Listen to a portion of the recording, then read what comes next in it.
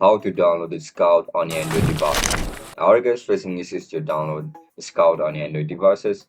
If that's so, then this video might help you out. Without further ado, let's dive into the video. First of all, open Play Store on your mobile device. Once you open the Play Store now, just simply tap on search bar and search for SKOUT.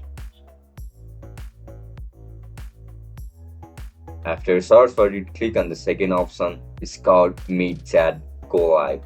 Tap on it. After you click on it, you will be able to see this option for install. Tap on install. As soon as you click on install button, your app will start to download. And that's it guys.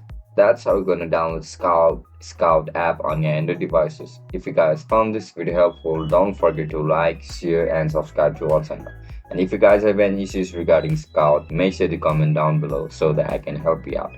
I'll catch you up in the next one. Bye bye.